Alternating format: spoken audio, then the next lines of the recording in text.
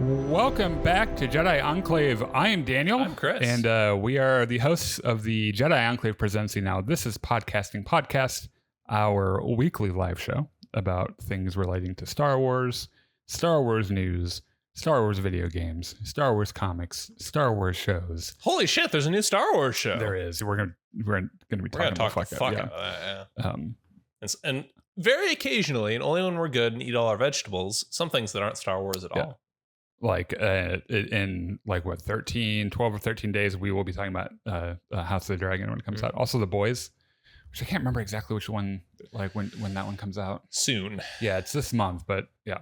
But yeah, anyway, welcome. And as Chris mentioned, we are kind of switching modes now, since there is, every time there's a new Star Wars show, we kind of, like that becomes the focus, you know? Mm-hmm. So today we're doing the Star Wars The Acolyte after show. Also a pittance of news. Spoiler review. Yeah, I think we're going to do news at... Just lightning around that shit? Yeah, I we can do it. We can do it at the top. I just don't want to spend too much time on it. This, of course, every week is a podcast on our YouTube channel in the podcast tab. So if you're here watching the official release of the podcast when it comes out on Saturday... First of all, how's the future?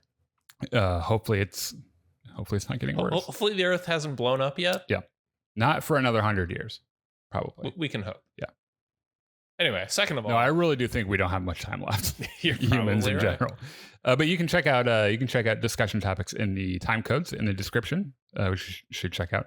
And then a thank you to our friend Connor at the Star Wars Hub and Star Wars Veritas. And if you could give us a like. Subscribe to us on YouTube, Twitch, Facebook Live. We're on Discord, which at 7 tonight, we will be doing a watch party of Acolyte episode 1 and 2. Mm-hmm. So you can come check us out there.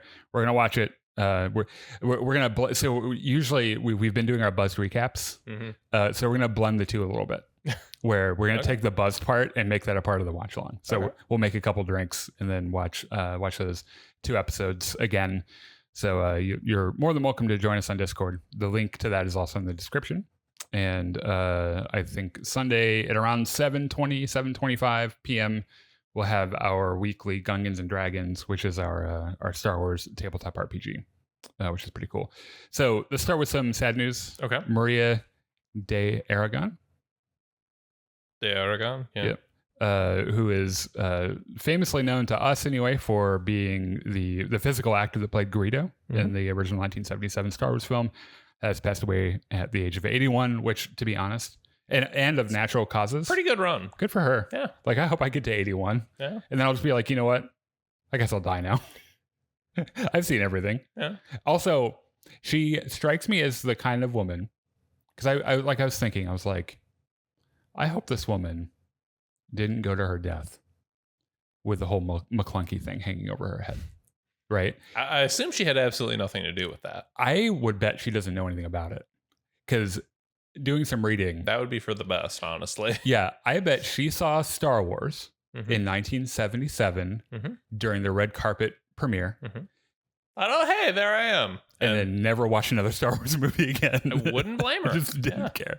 So yeah, her management company announced on Instagram, and it's one of those historic parts of Star Wars. Like, that's the original fucking movie.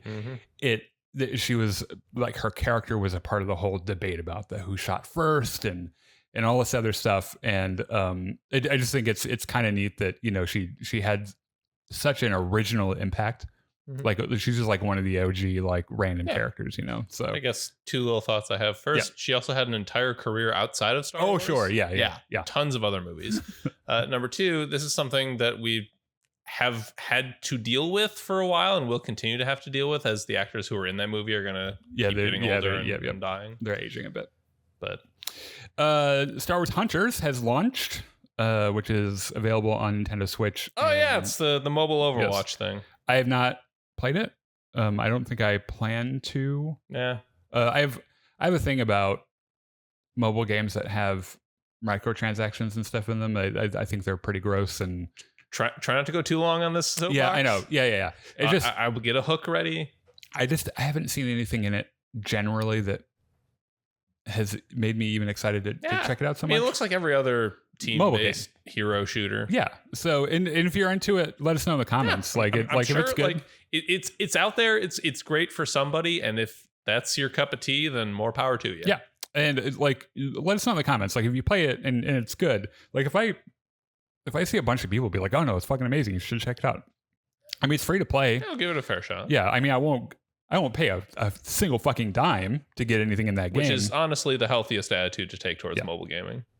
Okay. So, this was a good one. So sometimes I don't even want to get into shit like this because I know when we post it on YouTube, like the next somebody screaming about lesbian witches having force babies in the comments. Okay, can we explain that real quick? Yes, please. So we every week, particularly when there's a new Star Wars show, the day of our podcast, of our live podcast, we will solicit responses and opinions. No, that's not what that was. No, that was on the Mike Zero Live of the week. Yeah, right. So every once in a while we'll do a Mike Zero Live of the week, and ours, our latest one went up last night, right? And someone in the comments, you have it on Discord, right? Because I put it. I believe so. You want to read it out loud? Like, this is worth spending time on because I have to get my phone off airplane mode for a second because I do that so that it doesn't fuck with that. Just get over there. It's gonna be an interesting editing challenge for you. No, it won't. I'm leaving it in. Fuck it. Okay, let me just read it verbatim, please. All right. Lesbians with an S, witches making force babies being an actual thing, and Mike Zero is what we are talking about. I've heard some of his videos, and for the past week he's been talking about the launch of the Acolyte. I'm not denying he said it, but it doesn't make sense that he would have said it was canceled. Nor should it make sense that you made an entire show about it. With everything going on, this is what you choose to care about? You want to read my response? Lesbian witches making force babies sounds metal as fuck. Also, we'll be the arbiter of what is discussed here, not you. Right. I think it was interesting that he said something about making a whole show about it, which is funny because that was like 4 or 5 minutes out of a 60-minute show. Yeah. And we didn't. So that's the shit we're dealing with is the point we're making, right? So like that's your context for this next story. Kathleen Kennedy talked to the New York Times. Oh, God. Okay. And they discussed online harassment of women in Star Wars and like the undeniable male-dominated culture of its fandom. And how those fans were toxic pieces of shit to Kelly Marie Tran and Daisy Ridley among others. And how the Acolyte is kind of getting the same thing. Yeah. Before it had even released. Yeah. Just when we knew that there were women and there were minorities in it. Yeah. Which, by the way, before it released, it was review bombed before anyone had a chance to see it. Of course. Like, even. Probably because there were women and minorities in it. So, like, Kathleen Kennedy give a candid, like, hey, this is a problem kind of a thing. This is one of those things that I happen to agree with Kathleen Kennedy on. Let me see if I can find the exact quote here. Let me go.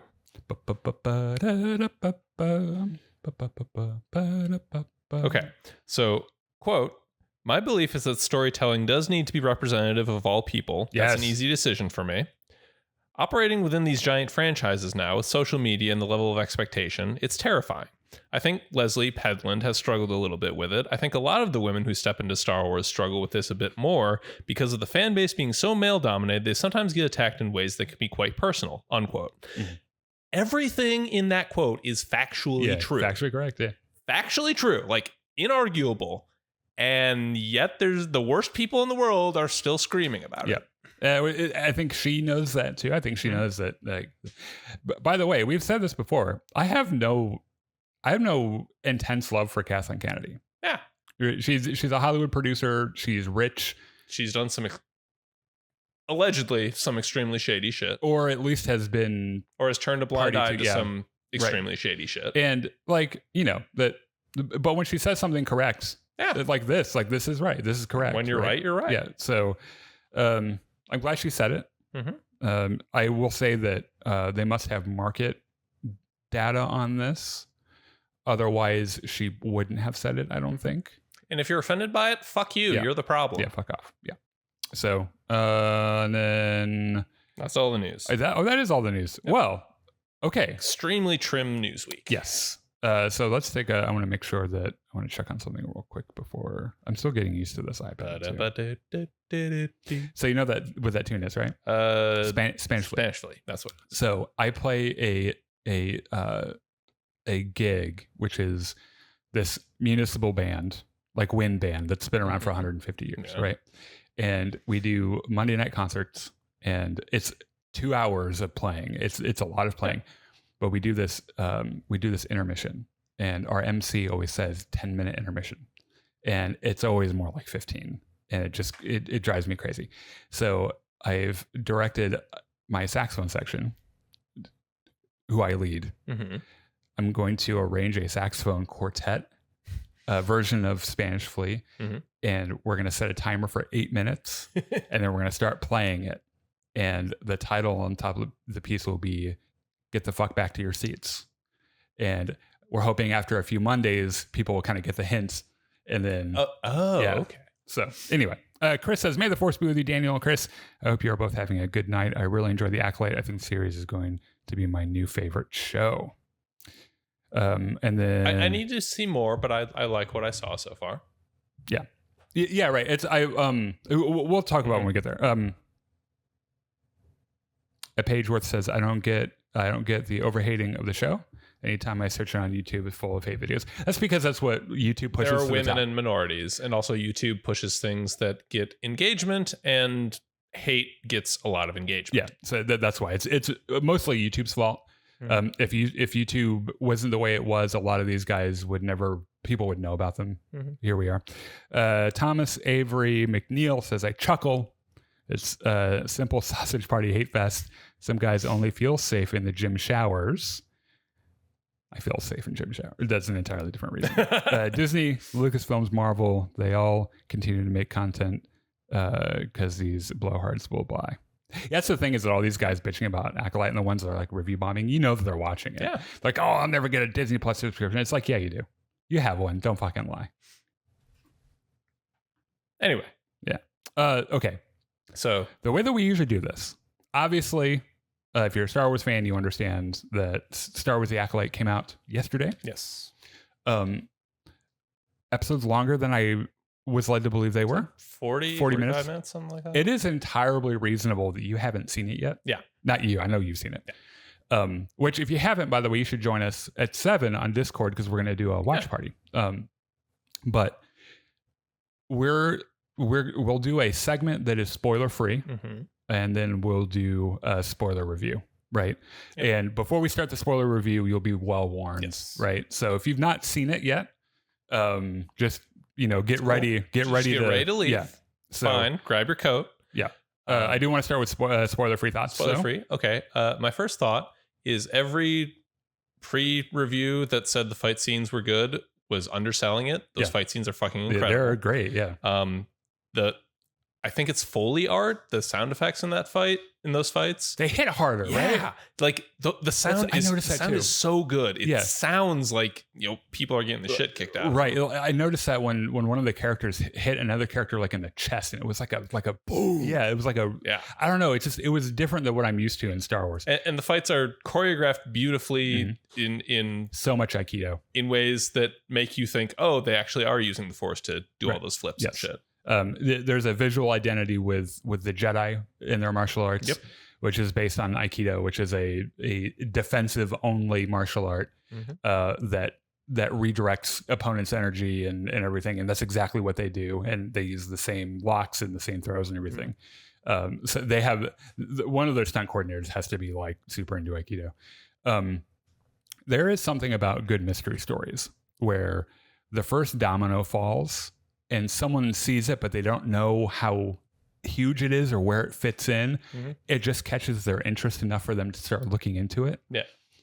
And it's one of my favorite parts of mystery stories, because it gives you an opportunity to try to figure out, like, what does this mean? And by the time you're done, you're like, oh, I had no idea how big that was. Yeah. And they had a moment like that in the first episode, right? Where like people get involved thinking it's one thing, and we know that by the end it's going to be something different, but they haven't figured it out yet. And I think that's really neat. I think the visual design of this show is pretty good. Like, it's recognizably Star Wars. Like, you can tell when a Jedi is a Jedi, but it's also. Did you like the new Jedi uniforms? I kind of do. My partner John loves them. I like them too. I think they're fine. They're obviously based on the High Republic like art and because stuff. that's what era this is, right? Yeah, I was gonna say, like, it's Star Wars in an era that we haven't really seen, like in this medium at least, and they're doing a pretty good job of making something that's familiar but a little bit different. One of my things on my notes is looks different but also looks very Star Wars. So that's good enough, or good on them for that. I also noted the fight choreography being interesting and engaging, and that Master Soul apparently is super into Aikido, which I enjoyed watching him. I also think it is amazing to me that actor learned English for this role, and is not only like, he's not just saying the things correctly, but he's acting the shit out of them. Yeah. And I buy it. Like, I buy that he's like, he knows English really well. Yeah. And I think he might be my favorite character so far. I think I don't know. I can see it. Yeah, there's something about him I really like. I was surprised that the music is way more John Williams than I thought it would be. Because they got the guy that did all the Jordan Peele horror movies, like Get Out, and there are moments where it's like creepy music, but there are elements of it that sound John Williams to me, and I was like, oh, all right, that's pretty neat. I think to an extent, John Williams has had such an impact on Star Wars that pretty much any composer who gets a gig to do Star Wars is going to at least have that in the back of their minds and think, oh, maybe I should put some more French horns and string doodlies in here. Yeah, string doodlies. That's a industry specific music term, by the way. Yep. I other than Saul, I find the other characters interesting. I think it's cool that like they're showing the Jedi as like a diverse group with different kinds of people and different levels of ability. Like and personalities. Yeah, right. Like a lot of the prequel era Jedi, at least in the movies, are kind of the same. Most of them are background characters anyway. Yeah, there's Yoda, who's quirky and funny. Yeah. And like there's Anakin and Obi-Wan, who are main characters, so they get a pass. But all the other Jedi are just this sort of stoic. Yeah. Yeah, they barely ever get lines even. But here, like, every single one of the Jedi characters we've met so far has had a distinct personality. Yeah. I like there's one that's just, to me, a complete doofus. Yeah. that makes me laugh. And so I think Amanda Stenberg has so far been a really good performance. Yep. I like Daphne Keene's performance. There's something subtly devil may cry about her that kind of makes me laugh. Like there's something about her that she's like above all of it, right? Yeah. But she's like one of the younger people there, which almost makes it better. Yeah. She's like that snooty teenager who knows everything. It's like who is that character in Deadpool? Negatronic Teenage Warhead. Yes, it's kind of like where she's like kind of quiet and is like, but is really capable. You know, this is what I like about her. And then and we'll get through characters as we introduce them in the story. Wasn't a fan. Dean Charles Chapman's fake beard and hair in the second episode. He's the floaty Jedi. Oh yeah. I guess that looked a little weird. It did to me because so Dean Charles Chapman, Tommen from Game of Thrones. Who, oh wow. Yeah. Right. Okay. I know I don't think that actor can grow facial hair. He's like 26, right? And so he's got a weird fake beard, and they had to like figure out how to make his hairline look more receded and everything. Yeah. I thought it looked a little goofy. It's a little bit weird. It wasn't something where I was like, I'm never watching this again. It doesn't like pull you out of it. It's fine. Yeah. We know from trailers that you will see the younger version of him and other characters in flashbacks. So that's what he usually looks like, and he doesn't have the. It's like in Obi-Wan Kenobi when Qui-Gon makes his cameo at the end, and he's very clearly wearing a wig and a fake beard. It's just not like it's not what he looks like. You know, it was kind of like that, and I was like, oh, for fuck's sake.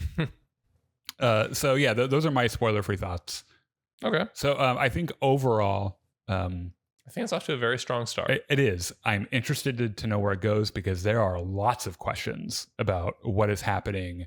And I have a feeling that there are opportunities for a lot of different twists.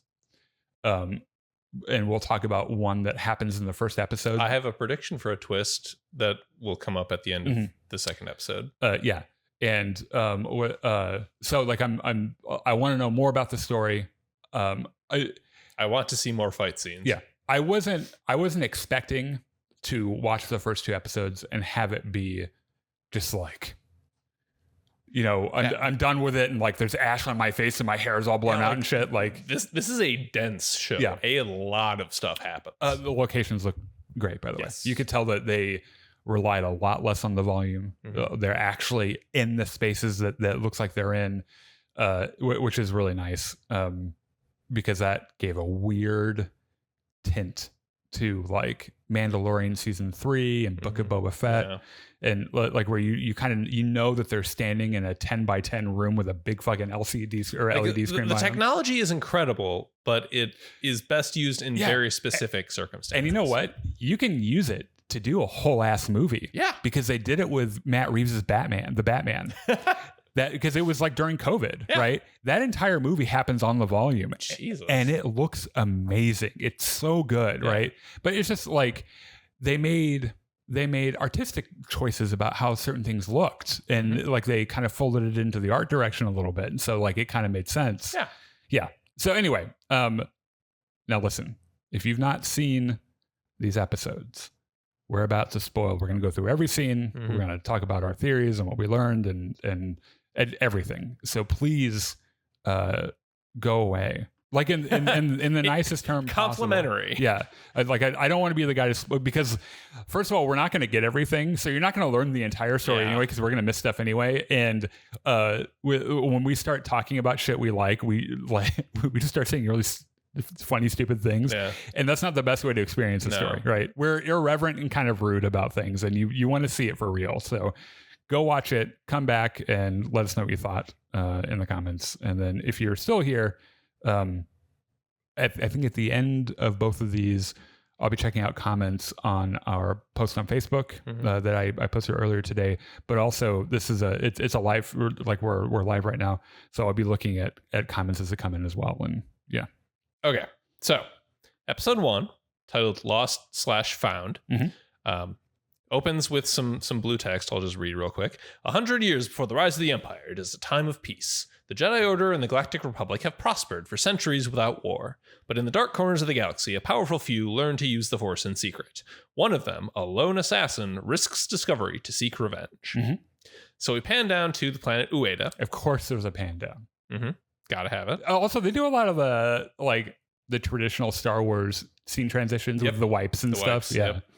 So, character in purple who we know is May, because we've been following all the previews and stuff, walks into a village. She walks up to an alien and says, "Hey, where's your Jedi?" And she gives some money, and the alien points, "Oh, he's in the bar." I thought that was an interesting thing that they're what we learn so far about the Star Wars world as it is, that there are Jedi stationed in different places of the galaxy. Just hanging out. It's a lot like the Catholic Church. How bishops and cardinals and shit, and like how they'd have missions and stuff in different places of the world to kind of exert their influence over in this case planets. Also very different from the Jedi we see in like the prequel era, where they sort of live in the temple and just kind of go out. They're all concentrated, solve problems. Yeah, I think there might be more of them in general. So like by the time we see them in the prequels, I think there are only like 10,000 of them. I think there are more of them. That would make sense, yeah. So she walks into the bar and walks up to Master Indara's table. This is Carrie Ann Moss. And says, "Hey, we got unfinished business." She takes a stance, she's like, "Attack me with all your strength." Yeah, okay. So before I understood the character, I was like, ugh. It's kind of cringy. It's real cringy. So what's really funny is that she said, "We have unfinished business," and I immediately heard the fucking siren sound in my head from Kill Bill. I like how their response, the guys are on the table. So Master Indara is sitting at this table with a bunch of guys who like pause for a beat, And then I'll just start laughing at her. Yeah. And Dara's like, dude, chill out. Like, I don't know who you are. I don't have any beef with you. Ma'am, this is a noodle shop. What the fuck is your problem? May's like, fucking fight me. And Dara's like, Jedi don't attack the unarmed. I'd much rather not. May's like, yes, you do. And kicks the stool out from under a guy. And this sparks the first little fight. hint, by the way, at her, just with one line, some good character development. There's some stuff going on there. So all the guys at the table get up and start trying to fight May, and she just beats the shit out of all of them. I like how she watches, by the way. Yep. Like she's like, I don't like these guys much anyway, so go ahead and beat the shit out of them. And Dara's just kind of sitting there for a minute, and like all the civilians start fleeing out of the bar because they don't want to be part of it. Another fight in the noodle shop. So May just kicks the shit out of all of them and does a little force stuff. Finally, Indara stands up and kind of grabs her wrist when she's about to punch someone. And yeah, she's about to hurt somebody. Yeah. It's like when she decides to get involved, because there's a guy whose gun like sticks in his holster, and then she like throws a whole ass table at him. Yeah, and she looks like she's about to like fuck him up, and then she's like, I better get involved here. So like May and Indara start fighting, and there's a couple sequences in here where May like tries to reach and grab her lightsaber. I know, which I have thoughts about. Me this. too. Yes. But every time Indara pulls away. So May pulls out a knife and starts trying to stab Indara, but it's still not working. Indara grabs her and is like, who the fuck trained you? May just kind of escapes upstairs, and she takes a villager hostage, holds her at knife point. Oh, that fucking move she did up Indara. Yeah. She did the fucking Kill Bill up the stairs. So Indara runs upstairs, fuck this, pulls out her radio, says, we got an unidentified force user here. Again? So like they have a little stare down, and May tosses her hostage over the railing, and Indara catches her with the force, and May pulls a Batman. It's just gone. Indara looks up, not there. Yeah. But there's an open window. So Indara just kind of walks towards the window thinking, oh, maybe she's out there. And then May attacks out of nowhere. Yeah, then she pulls a Darth Vader. Yeah. So there's more martial arts, and then Indara immobilizes May and then like pulls down her mask. She's like, wait a minute. Who the I know you. Well, so she's got braids covering a tattoo on her head, and she tries to move the hair. Like tries to pull away from that. Right. So like now the two of them know each other. May's like, I'm here to kill you, and force pushes her away. She throws a bunch of knives, which Indara finally pulls out her lightsaber and cuts them all. Indara's like, look, you are not going to win here. Like, let's just be real here. May's like, you pulled your weapon. Are you sure you want to kill me? Like, is that really a Jedi thing to do? I like how she doesn't say anything, but the look on her face is the weapon's out, isn't it? So there's a noise downstairs, and it's the bartender standing up. So May's like, fuck you, throws a knife at him, and Indara like stops it with the force, and May stabs her in the heart. Yep. And now, if you were like me, I was pretty surprised to see Carrie-Anne Moss die in the first 5-10 minutes. Yeah, and like May, this was a good moment of acting on Amanda Stenberg's part, because May looks kind of surprised that she actually did it. Shit, like I didn't think it'd be that easy. So May grabs her knives, but leaves Indara's lightsaber, which I also think is weird. Yeah. So she walks up to the bartender and like grabs her knife back and is about to kill him when she notices the bartender's kid is like hiding behind his leg, and she's like, fucking kids. Yeah. And turns around and walks away. And then we get the opening animation. So an alarm buzzes, and a character played by Amanda Stenberg sits up in bed gasping. Slightly shorter hair. Okay. Looks a little bit panicked, but gets her composure back, and her droid Pip chirps at her, and she's like, oh, Pip. Okay. Pip is a tricorder from Star Trek, right? Does he not look exactly like a tricorder? A little bit. Like he doesn't do the sensors thing, but he's like a welding torch and a screwdriver. And he's like a multi-tool, yeah. Yeah. So there's a red light flashes, and May's like, well, fuck. Amanda Stenberg's character says, fuck, I guess we gotta go to work. So she's dressed up in normal Star Wars clothes, and she steps down the hallway, and then this dude named Phil is like, hey, Osha, how you doing? And it's like, why didn't you come out to Nar Shaddaa with us last night? What the fuck were you doing? And May's like, Osha says, I don't have to fucking tell you what I do on my day off. Fuck you.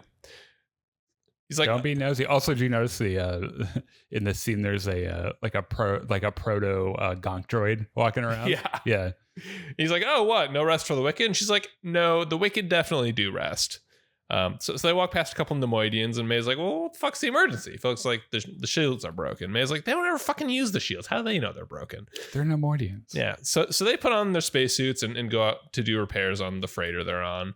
On the bridge of the ship, the Nemoidian captain is like, what the fuck is taking so long? Turn on the shields. And his Nemoidian assistant says, the techs are working on it. Chill, dude.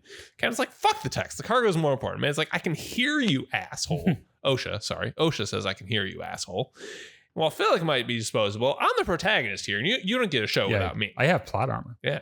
By the way, we're watching this episode, and my partner John looks at me and is like, why don't the Nemoidians sound like they sound in episode 1? And I was like, you mean vaguely Asian? Vaguely racist? Yeah. And he's like, oh. He's like, no. They don't sound Asian. And then he does one of the lines from episode 1 in the voice, and he's like, oh my God. Everyone's a little bit racist. So Philip and OSHA are out there, and Philip says some technobabble, and OSHA pulls out Pip to fix it using a welding torch. And this causes the pressure valve to explode. And OSHA's like, fuck, I'll go fix it. So she walks over there, and she's like, it's on fire, which shouldn't really happen in space. But she's like spellbound by it and has a little traumatic flashback. Send her back to somewhere. Yeah. Like we don't see anything. We just hear some voices. We hear some voices that, if I remember the subtitles correctly, was May saying, "I can't let her leave."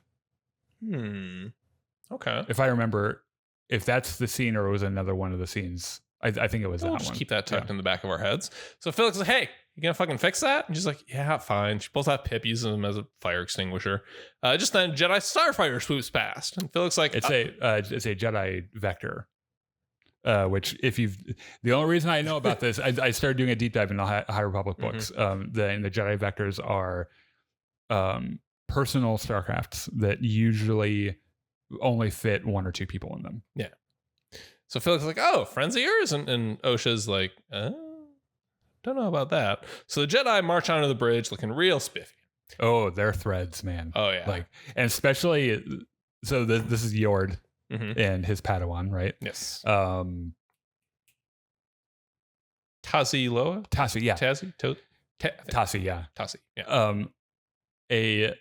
A thread we'll keep coming back to throughout the story is that Yord apparently cares about his drip very much. And you can tell that somewhere before this, he runs through a checklist in his head. He's like, okay, I'm going to walk onto this bridge and I'm going to look badass. And this is going to be perfectly pressed. I'm going to stand a certain way. I'm going to introduce myself and sound real heroic. Yeah. So Jedi march onto the bridge. The captain's like, the fuck are you guys doing here? The Jedi are like, my name is Yord Fandar. This is my Padawan, Tazi Loa.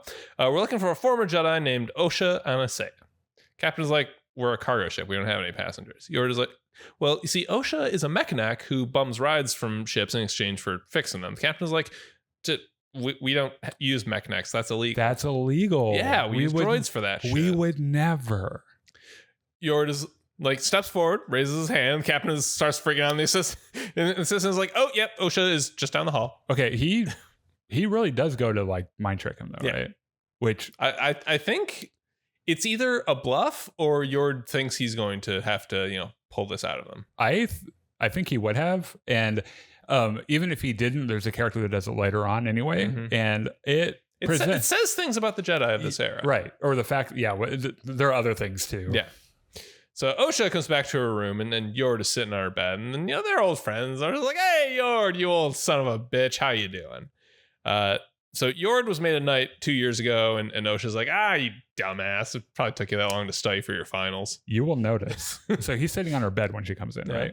He's got his cape fanned out behind him so that he doesn't sit on it. Yeah. And then when he stands up, he very carefully picks it back up. So Yord is like, I never thought I'd see you again. What the fuck are you doing all the way out here in the boonies? Osha's like, well, yeah, we're really far out. What the fuck are you doing here anyway? So she reaches into her pocket for Pip, and Yord is like grabbing his lightsaber hilt, and she's like, okay, that's a little weird. You're seeming a little jumpy. Like, what has your panties in a bunch? So Tassie walks in, and Yord's like, well, why don't you sit down? So Osha sits, and Tassie's like, how long have you been a mech neck? And Osha looks back and forth between them, like, okay, what are you what are we doing here?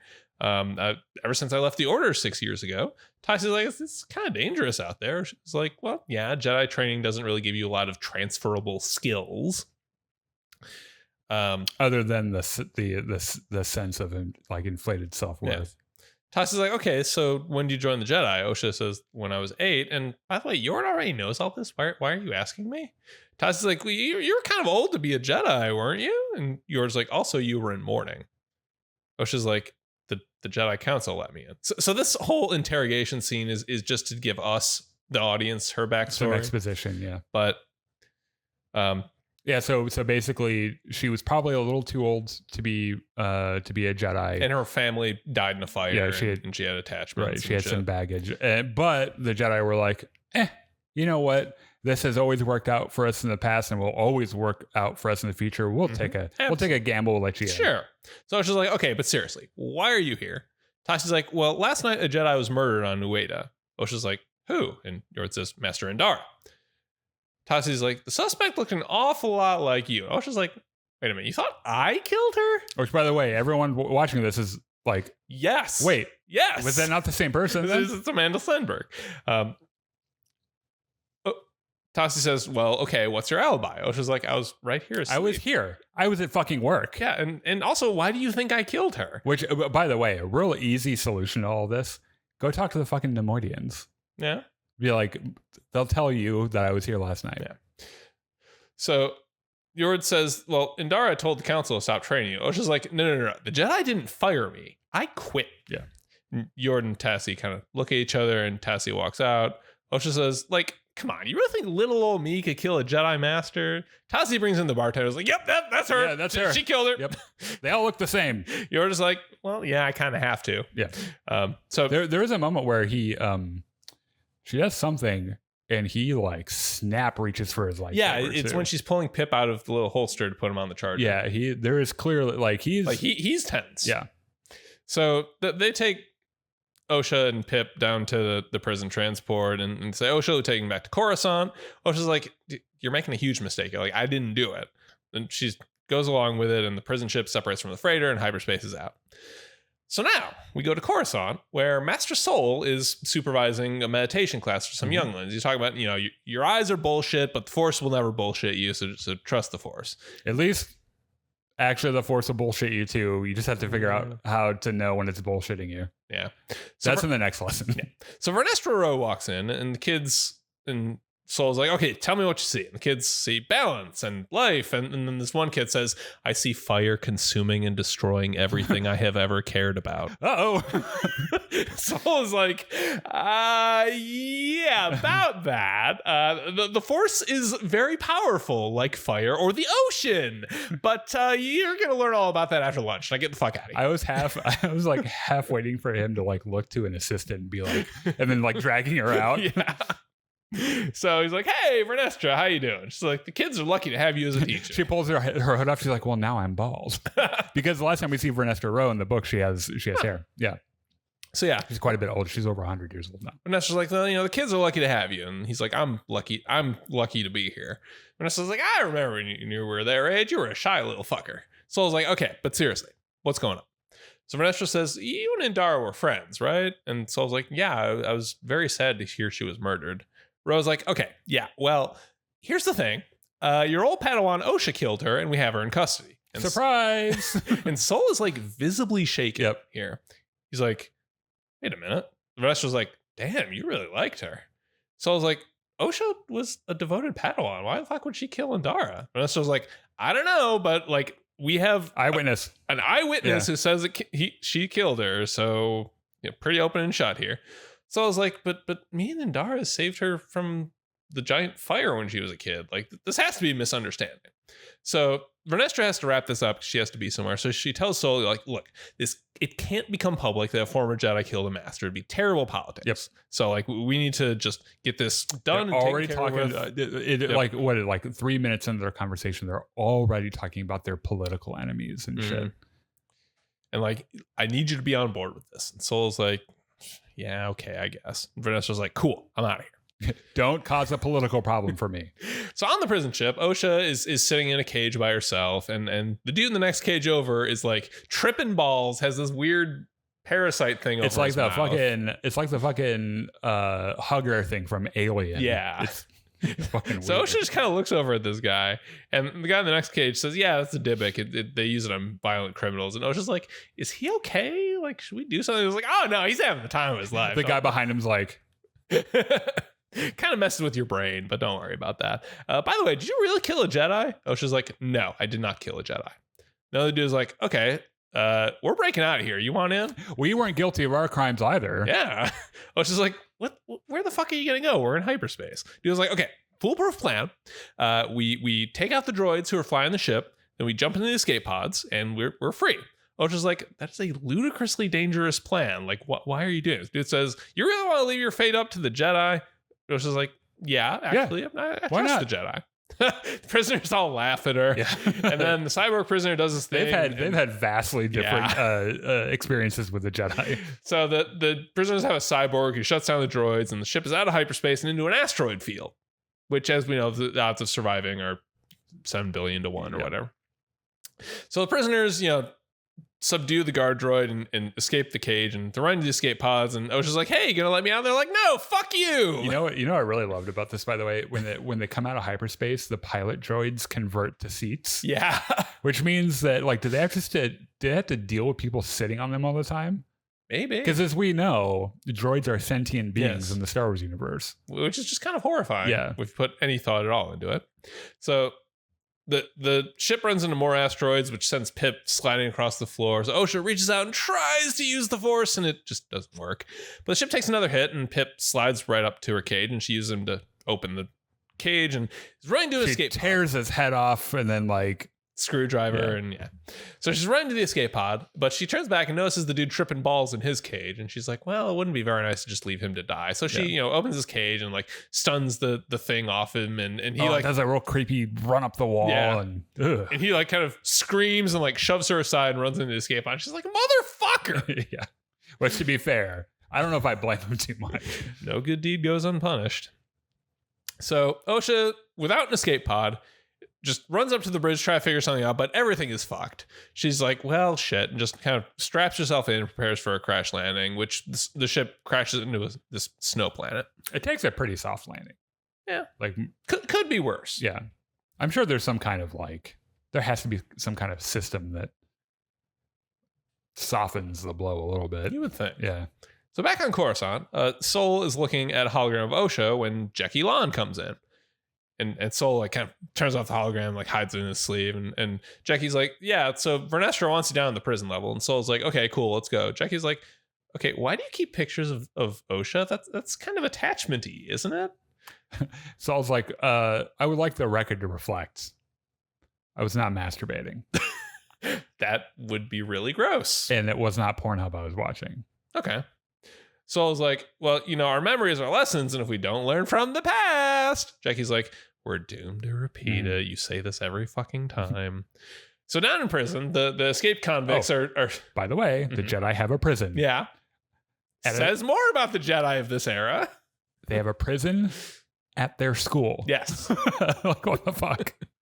So the convicts are yelling about how it wasn't their idea. The fucking Jedi killer wanted to do it. Like, Ernesto's like, okay, so we got all these guys back, but there's no Osha.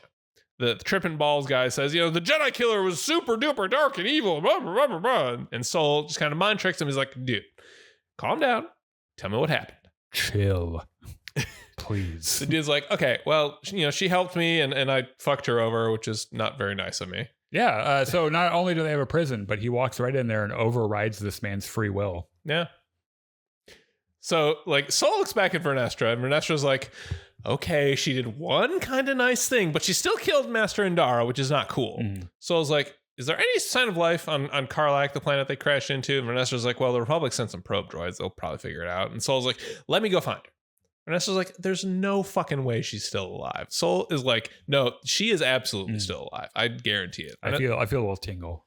Vernestra's like, I can't have you out in the field. Like, I need you here to teach the younglings how to meditate and shit. Soul is like, look, she was my student. You're accusing her of serious crimes. Let me bring her in. Let me fix whatever I did wrong. And Esther's like, okay, fine. You get a small team and may the force be with you. Fuck off. So Osha wakes up gasping again. This seems to happen every time she wakes up. The ship is completely fucked and there's snow coming in. And so Osha kind of looks around the wreck trying to figure out what she's got. There's a little chittering sound which draws her attention. And oh God, there's a dark figure behind. Yep. Osha turns to it and the figure just runs away and Osha chases after him. So turns out Jackie Lawn is part of Soul's very small team. And you know, she's feeling good about things. And Soul's like, okay, we need backup. Jackie's like, oh God, you're not bringing Yord, are you? Soul's like, what's wrong with Yord? Jackie's like, no, nothing, absolutely nothing. Promise, cross my heart, really. Yord is fine. Wonder if he's wearing clothes today. So they get to their ship where Yord has taken off his shirt and is like steam cleaning it. This dude. Oh my God. So by the way, I was a little surprised. They don't do like there are two big exceptions to this. Kylo Ren and Anakin in episode 3. Otherwise, they don't really do shirtless dudes. No. Which it's not like it's something in Star Wars that I've been really missing or anything. I was really surprised. I was like, damn, that's a lot of skin. Yeah. Because I'm not used to seeing that in Star Wars. Yeah.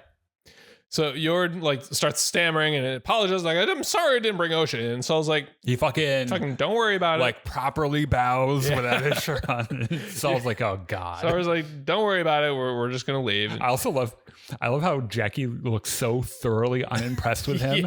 And then it's like, Yord, put your fucking clothes on. And he's like, oh, my notes say, Jackie says, Yord, for the love of God, put your shirt back on, you colossal fuck up. So they take off. I just love their interaction. Yord is an idiot. Yeah. Like there's something because like there's a reason it took him till he was like 20 or something to pass his trials. Like on one hand, like so like he knows all the regulations and all this other stuff. Yeah. But on the other hand, you can just tell that he takes an extra second to get there. He's like the Microsoft Edge of the Jedi, where it's like they've figured it out, and he's like, wait. Hold on. You mean we need to use the Force? Wait a minute. And he's like trying to like piece it together, and like it's not that complicated, dude. Just so Osha, meanwhile, is still chasing this figure around Karlak, and it turns back and oh God, it looks like a younger version of her. Girl says, hi, Osha. Osha's like, is that you, May? And figure says, hello, sister, in this really deep, creepy voice. Hello, Clarice. And then all of a sudden, Osha's back on Brendock, her childhood home, and a woman calls her name, and all of a sudden, everything's on fire. Yep. So May starts running, and Osha runs after her, and May starts reciting this little poem. You're with me, I'm with you, always one, but born as two. A little bit creepy. So they run into the building, and May starts reciting, as above sits the stars, and below lies the sea. I give you you. And Osha says, you give me me. And May is like, oh, so you do remember. And all of a sudden, Osha is young Osha too. She's like, May, is that really you? May's like, yep. Osha's like, well, did you kill Indara? And May's like, yep. Yeah. And all of a sudden, her eyes turn all black and spooky, and it's like, I will kill them all. Yeah. Then Osha turns back to her. I require blood. So Osha turns back to her normal self and wakes up gasping on Karlak. Pip is beeping at her. Osha's like, you're fine. I'm fine. We're all fine. Except I just saw my long dead sister / dissociative identity. So that's kind of weird. Except that I am tripping balls. Yeah. So the Jedi shifts in hyperspace, and Soul is ruminating, and Jackie's like, well, how well do you know Osha? And Soul's like, 16 years ago, I was on Brendock when her sister lit the fire that killed our entire family. Osha's the only one that survived, and Soul took her as a Padawan. Jackie and Yord are like, I didn't know she had a sister. That wasn't in her file. Soul says, yeah, she had a twin named May. Jackie's like, you don't think... Soul's like, no, May is definitely dead. How is she the first one to think about this, by the way? Like, I love Saul. And... like he has a massive blind spot for Osha. And Yord's not going to figure it out anyway. No, because he's a fucking idiot, right? But like, it's just like, okay, you knew she had a twin, and you were so sure that she didn't do it. How was your first thought not, oh, it was her evil twin?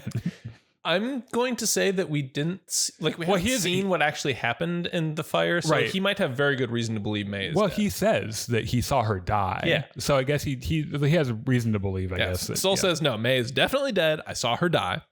So they get to Karlak and they send a smaller ship down to the crash site, and Osha is digging through the wreck for supplies, and then she sees the Jedi come down, and she's like, oh shit, it's the fuzz, I gotta cheese it. She starts running. So the Jedi are looking around. Yord's like, look, there's no fucking way she survived this. Jackie's like, well, clearly someone's been here, Yord, you dumbass. Yeah. Yord's like, it's just scavengers, don't worry about it. Jackie's like, the pieces falling in for you, Yord. You're starting to figure it out. I love how condescending she is. Yeah. To be fair, like, I don't know how I could talk to Yord without being like, How do you function? Yeah, how did you become a Jedi again? So let me see that diploma. Yeah. So Sol is walking around, feeling things out with the Force, and he looks real disturbed. He's like, "Fucking follow me!" and starts running. Ooh, my nipples. So Osha is running through the snow with the Jedi following her, and so she runs into a narrow cave, and Sol and Co follow. She follows it all the way to the cliff, and like Yord pulls out his lightsaber for light because he's like, "Oh, I look so cool doing this." he's like, "Yes, lightsaber."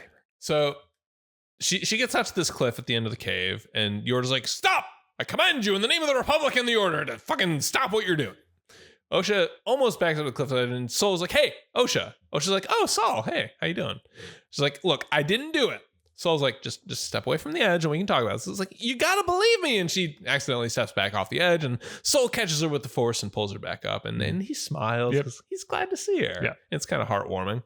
Osha's like, May is alive. Sol's like, I believe you. Yeah.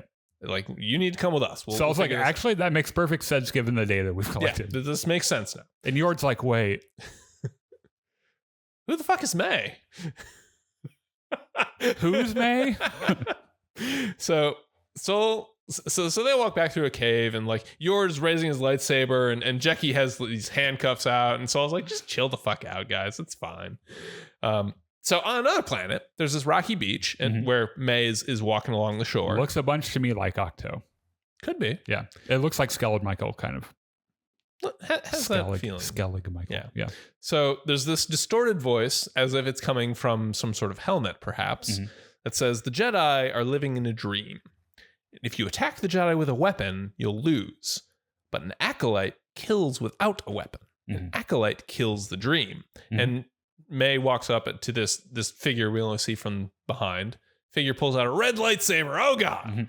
And that's for effect. For effect, yeah. Yes. Just so that we can know for sure that this is a Sith. And then May goes, take off that ridiculous mask. And roll credits. Yeah. That's episode 1. And then, wait, how does an iPad work? Oh, here we go. I figured it out. We'll go through a few of these. This is tough for us because like there were 2 episodes, and I really thought so. I remember reading they're gonna be like 30-minute episodes, but these were definitely like 40-minute episodes, which is good. I appreciate that. Yeah. And so like we open on one of the local Jedi temples, right? It's like a Catholic mission. Yeah. And like they've got like a Ring doorbell. And it's like in Jabba the Hutt's palace. And like a kid kind of harasses it and like, hey, fucking pay attention. Yeah. And he like pops his head out and shit. And then May, who is like kind of hanging out over here, throws a device. It tweaks out, and she kind of slips right into the slithers into the in and gives the kid some coins. While she's like, here's your fucking money, kid. So she sneaks through and finds a floating Jedi Master who's just in the middle of the room, like, hey, look at me, I can float. just chilling. Yeah. And so May addresses him as Master Torben, who we know is the character played by Dean Charles Chapman. And she's like, we have unfinished business. And then there's the Kill Bill theme. You can tell she's practiced this speech so many times. And she's like, attack me with all your strength. I'm going to make this work sometime. Yes. And you can like, I'm convinced it's supposed to be a little cringy, right? Because like May has strong homeschool kid energy. You know what I mean? We'll get into this later, but I think I know why. So she's like, all right, I'm going to whoop your ass now. Because he just doesn't react. He's just eyes are closed. There, not doing it. He does have like a gnarly ass scar and everything. So she tries to hit him, and every time she tries to hit him, she runs into like a force shield, right? And like she's like, can't even get close to him. Like she's like 2 or 3 feet away. Yeah. And she's like, oh, I'll do my wall flip kick. Yeah, that always works. Runs up the wall and then just bites it right on the floor. She like tries to kick him and just bounces right off, right? And so she gets up, she like dusts herself off, and she's like, you motherfucker. And then like she hears a voice, like one of the Jedi Masters, like, oh, there's this. Yeah. And she's like, hold that thought. We will discuss this again later. And then so she jumps out. So Osha and Jackie are hanging out on their ship. They're on their way, right? Yeah.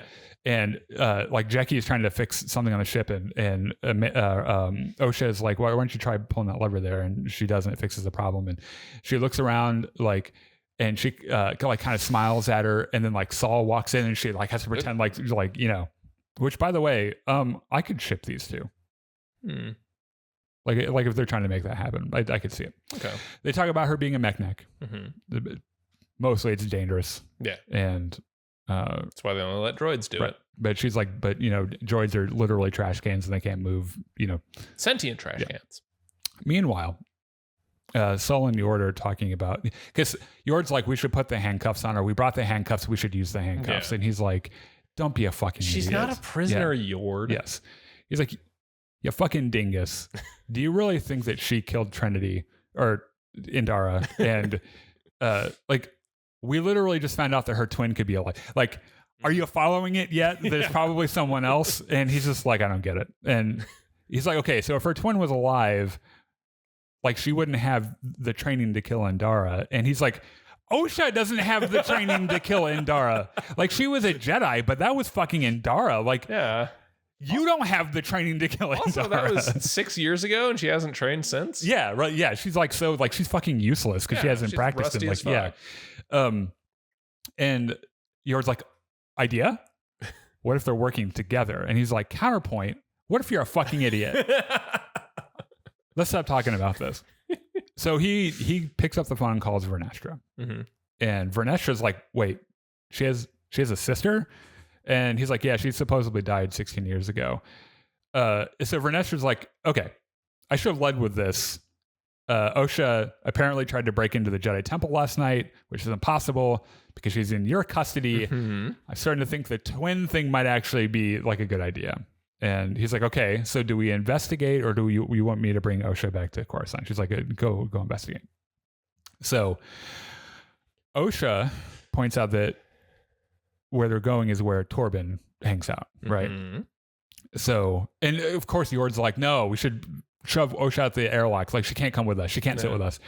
And Saul's like, fuck you. The Jedi said we're all going, so just calm the fuck down. So, meanwhile, May pays a visit to a new character called Kamir, played by Manny Jacinto, who is very hungover. Yes. Had a lot to drink the night before. It's not even his shop, by the way, because he's like, oh yeah, I stole this from the owner, which, by the way, is that owner dead? Probably. There's something really sinister about him. I think he performs a lot. Yeah.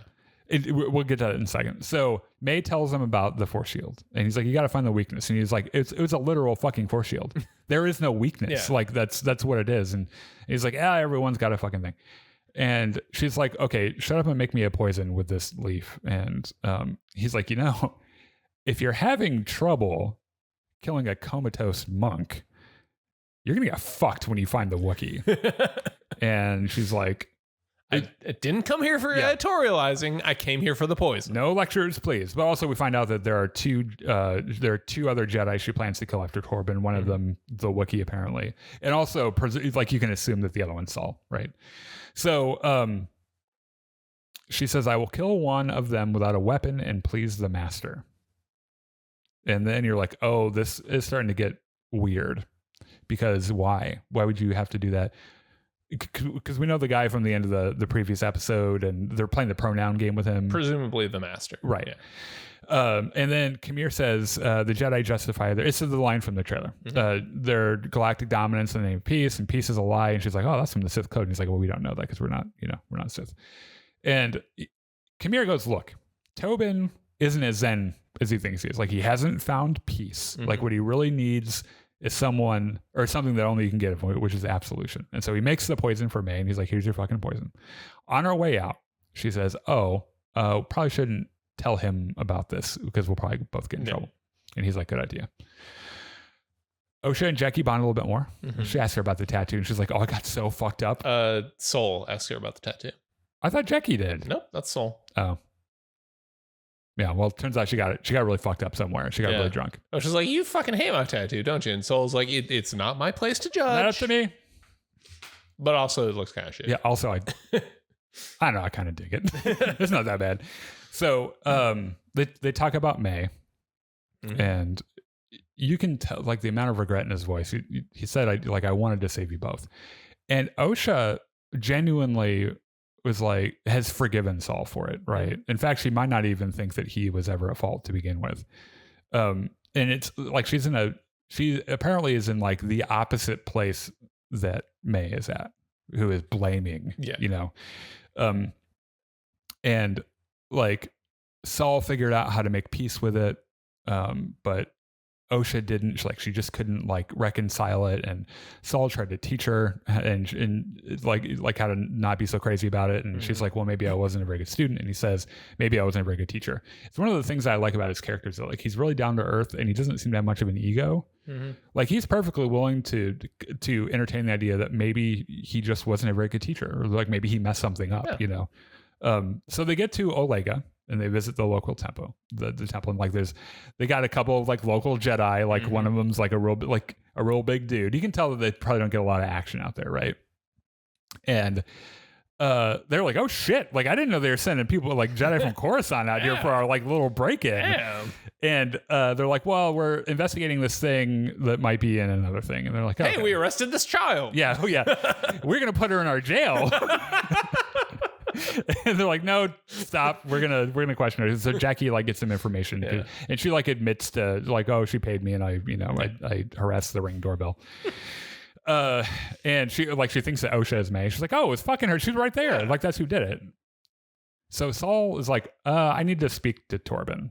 And the Jedi dude's like, I mean, Torben doesn't speak to anybody. You can try. He'll be talking to a wall. Yeah. And he's like, he'll talk to me. We're fucking friends. Yeah. So May, meanwhile, is back for her second visit to Torben, right? It has gone skittering inside. Yep. So they're talking at the front gate. She slips in and she's like, I know why you took the bearish vow, which is a really neat deep cut to the comics and to some other Star Wars lore, which is a vow of penance. It isn't necessarily always, I don't think it's necessarily always silent, but it's usually some kind of solitary meditation when a Jedi believes that they've done something very bad and they need to atone for it, right? And she's like, here's the deal. Confess your crimes to the Jedi Council or kill yourself and I'll forgive you. And like he like opens an eye and is like, I'll take the second option. And like takes the poison and drinks it, right? Which, holy shit, what has this guy done? Yeah. And he says, we thought we were doing the right thing, and then like falls over. So on the way to Torben, like the group split because like Osha sees kid May, fucks off after her. Yord is like, wait a minute. I better go with her. Yeah. So he follows her. So Osha's the first one to get to Torben. So for a moment, it looks like maybe she killed him. Yeah, and she's poking around, looking into the vial, and then so the Jedi they're like, "Oh, yeah, step away from the body." He pulls a fucking lightsaber and shit, and Yord is like, "I was watching her. Out. I saw her the entire time. She didn't kill him. She was dead. He was dead when we got here. Don't like her, but she didn't do this." So they discovered the poison was made from bunta, which it's an herb that can only be found in Osha's homeworld, right? So they're like, "Wait a second. That has like a half-life and the sodium breaks couldn't have been very blah. far. Like it had to have been made locally. Where is your closest fucking pharmacy?" And they're like, there's like one right there. Yeah. And there's like, that's probably where it came from. So there are two competing plans on how to deal with this. Jackie is like, guys, let's fucking wrap a blanket around Osha's head.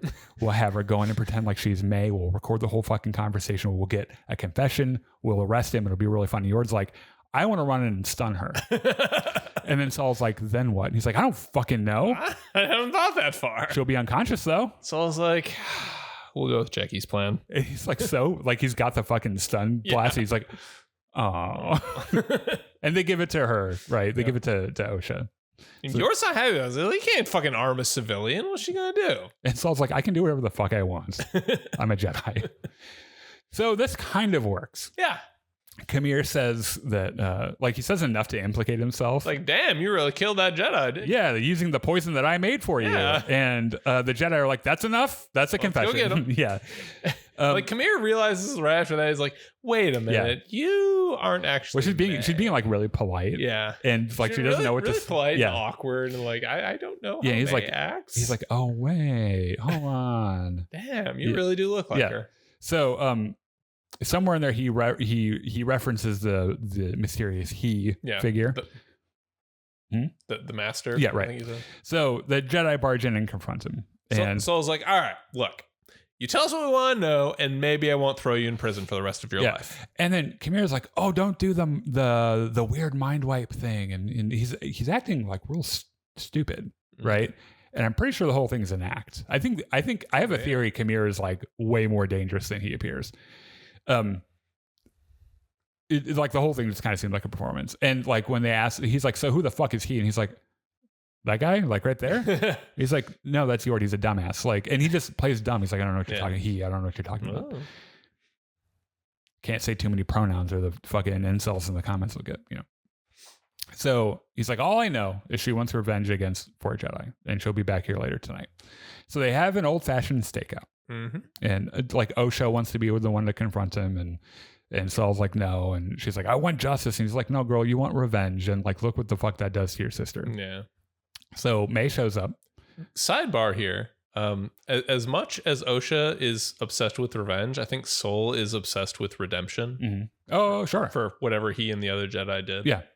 So May shows up. Could be just as self-destructive as Osha's thirst for revenge. Yeah. I mean, it's an emotional thing, which they're not allowed to do. May shows up, and Saul confronts her, and he's like, you killed Indara, and she's like, and Torben, she's like, yeah, and I fucking did that. What are you gonna do about it? And she just fucking attacks him. Yeah, and he's like, bitch, you attacked me without a weapon. Why? And she's like, because I'm gonna attack you. And they have this fucking really cool fight. Yeah, and there is this moment where, just like in her fight with Indara, she reaches for Saul's lightsaber.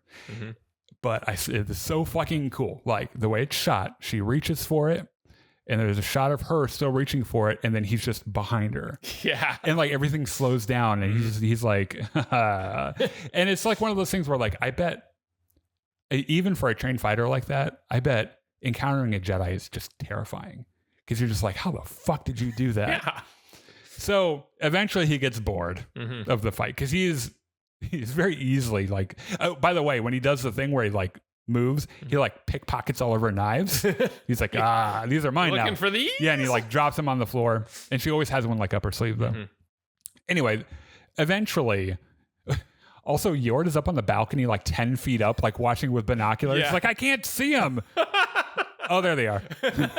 So he has her suspended with the Force. It does kind of like the Kylo Ren thing. And like, he reads her mind. And he says, I see your master's taking great pains to hide his identity, even from you. Like, I don't think you could tell me who he is, even if you wanted to.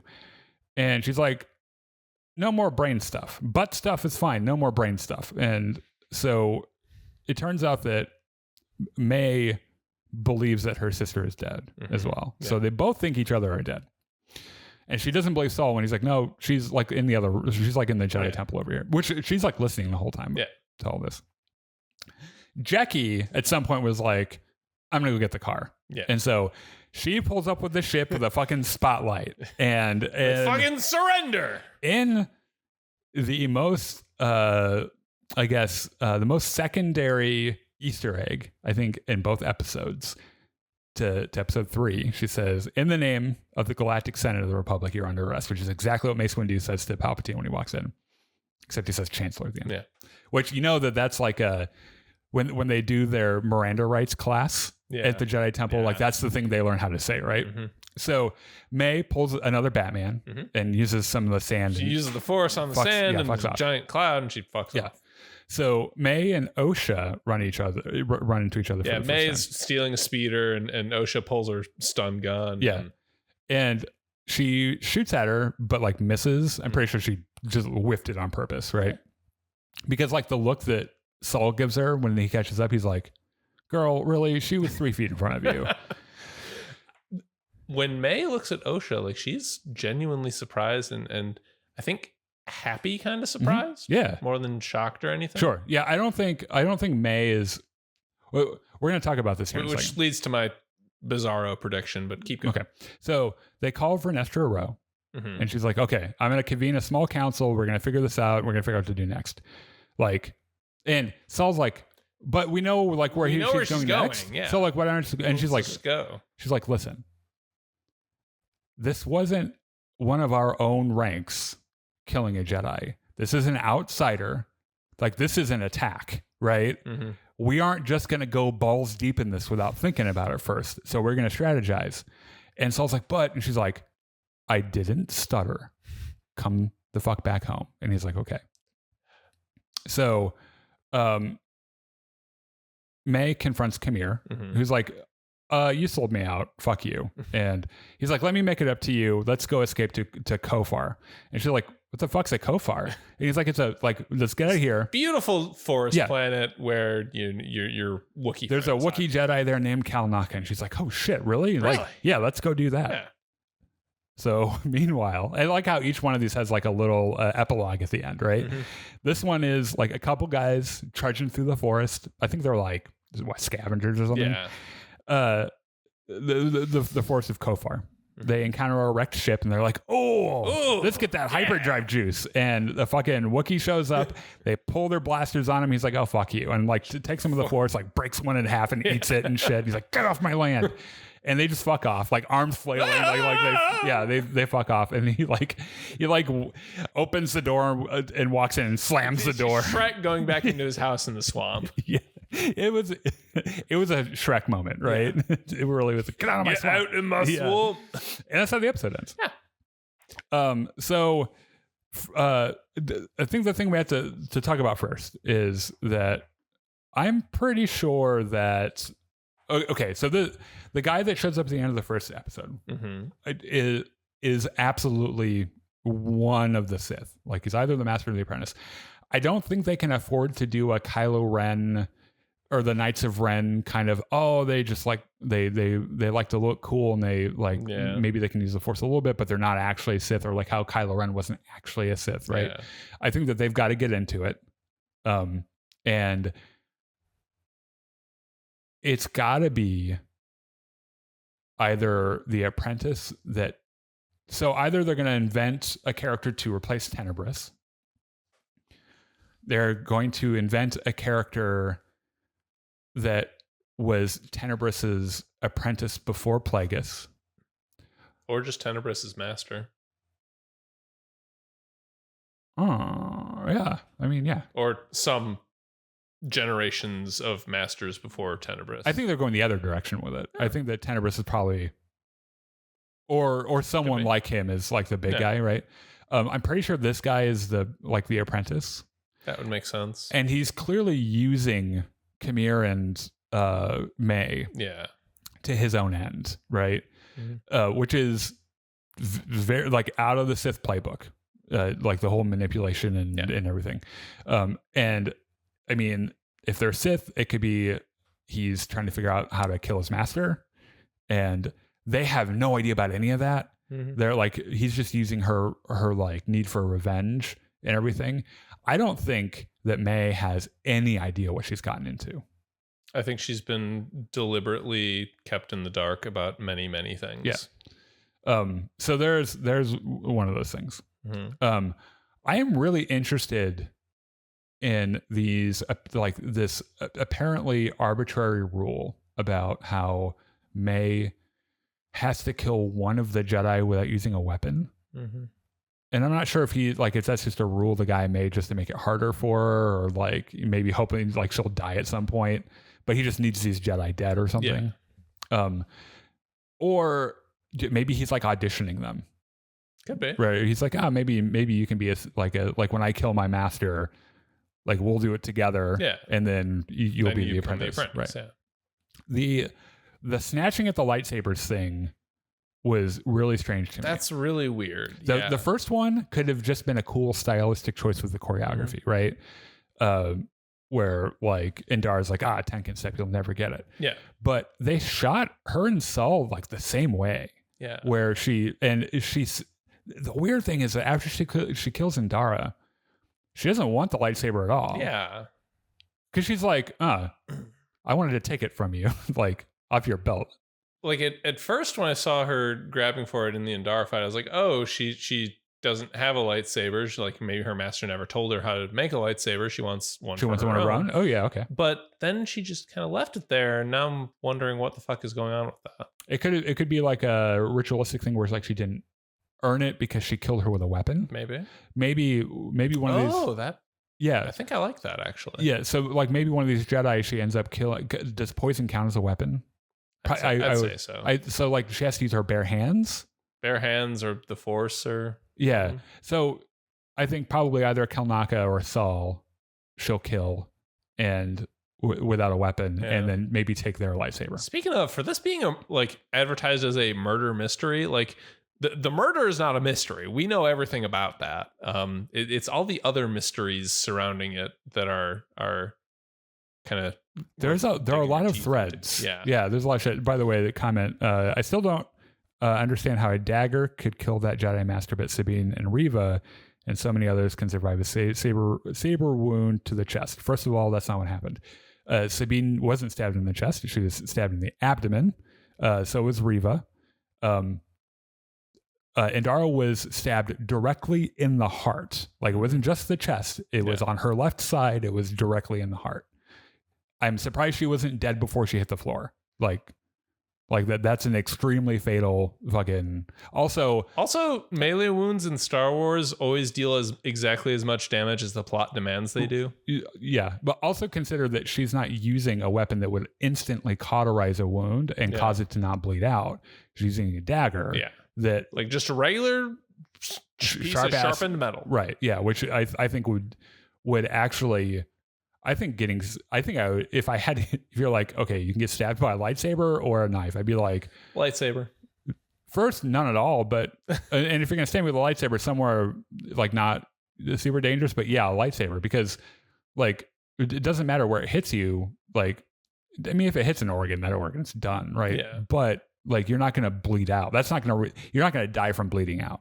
So that's why. Yeah. Anyway. So my tinfoil hat theory, this is based almost exclusively on the Osha May showdown when it happens, is by the end of the season, Osha will go to the dark side and May will go to the light side. Oh, okay. Maybe having to do with that poem or so, because there's a maybe weird that like their little saying that like there's some like weird.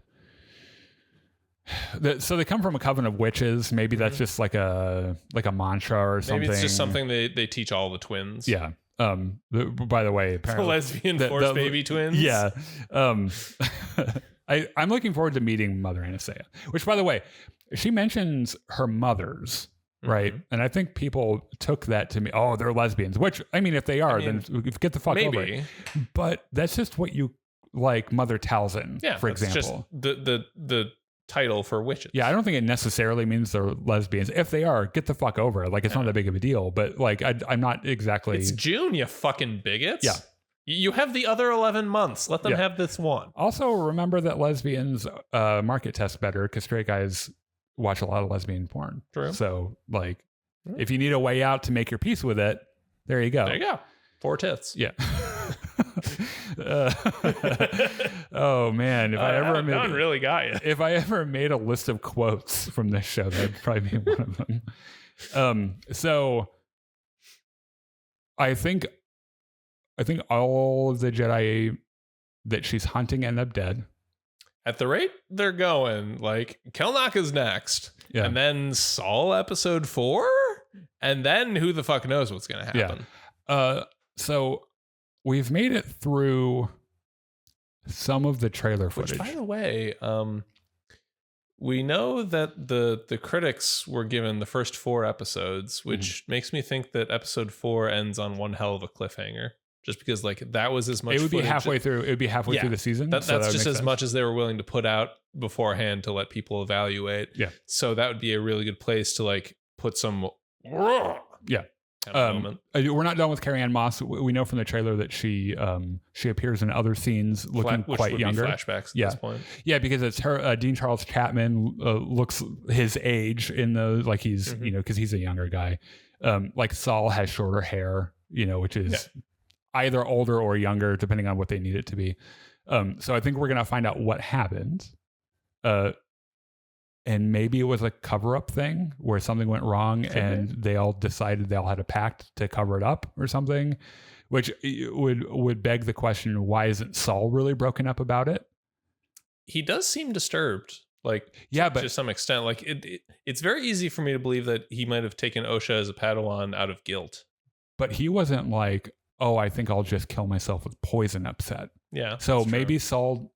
Well, different people react to the same thing differently. I think it's possible that maybe Saul doesn't know exactly what happened and the other ones did. Could be. So, yeah. Like Torben certainly knew what was going on. Yeah. He's like, I'll just die now. Yeah. So, yeah. Next week. It'll air on Tuesday. We'll do the same thing on Wednesday. At 6:00. Join us for that. And then I think after next week, in addition to so we'll always put Acolyte first, and then we'll also be doing House of the Dragon as well. So if you're into that, you'll have another reason to stick around. So here in a few minutes, we're running a little late, but that's okay. We're going to go over to Discord and do a watch party and watch the episodes again and offer some commentary. So join us on Discord. The link to that is in the description. Come by and say hi. That'd be really great. Otherwise, thanks for joining us tonight, and we'll see you guys later. Bye.